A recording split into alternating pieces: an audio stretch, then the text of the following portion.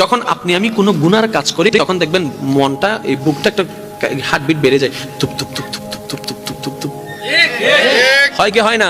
যখন আপনি কোনো অন্যায় কাজ করবেন গোপনে, নিজের একটু হার্টটা দেখবেন এটার স্পিড একটু বেড়ে যায়। তার মানে আপনার হার্টই আপনাকে জানাচ্ছে বান্দা করিস না, আল্লাহ নারাজ হবে, করিস না, আল্লাহ নারাজ হবে, করিস না। আমরা এটা বুঝতে পারি নাই, আমরা মনে করেছি এমনি হার্টবিট বেড়ে যায়, এমনি হার্টবিট বাড়ে নাই। ওই হার্টের মাধ্যমে আল্লাহ আপনাকে মেসেজ দিয়েছিল, আপনি আমি সেই মেসেজটা বুঝতে পারি নাই। কিন্তু তারপরে যখন গুনাহটা করি মনে মনে একটা জিনিস আমরা চাই, কেউ যেন না দেখে, কেউ যেন না জানে, কেউ যেন না দেখে, কেউ যেন না জানে। আপনি করছেন আল্লাহর অবাধ্যর কাজ, আল্লাহকে নারাজি করার কাজ, আল্লাহ জমিনে দাঁড়িয়ে। কিন্তু আবার যখন আপনি বলছেন কেউ যেন না দেখে, তখন আল্লাহ পাক আপনার ইজ্জত বাঁচানোর জন্য চতুর্দিকে পর্দা করে দেয়, দেখার মানুষ আর দেখতে পায় না। বলে ফেরেশতা বলে আল্লাহ তোমার হুকুম অমান্য করছে, তোমার জমিনে দাঁড়িয়ে তুমি তাকে প্রোটেক্ট দিচ্ছ।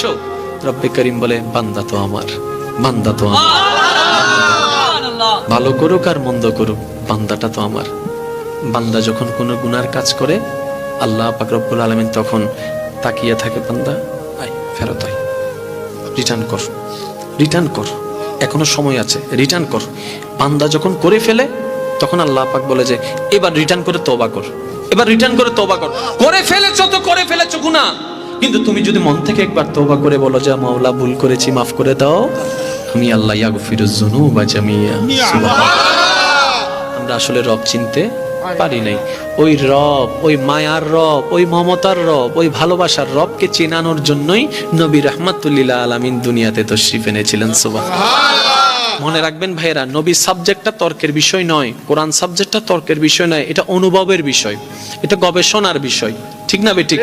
এবার আমি শুধু আপনাদেরকে একদম শর্টকাট একটা নলেজ দেওয়ার চেষ্টা করব, যদি আমার মুনিব আমাকে দয়া করেন। মানব জাতি, মুসলিম জাতির জন্য গাইডলাইন হচ্ছে কোরআন। গাইডলাইন, জোরে বলতে হবে, গাইডলাইন।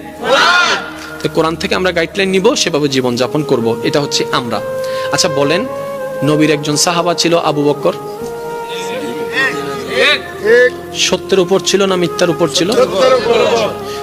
আপনার আমার নবীর উপর কোরআন নাজিল শুরু হয়েছেন তখন নবীজির বয়স মোবারক কত? 40। কত?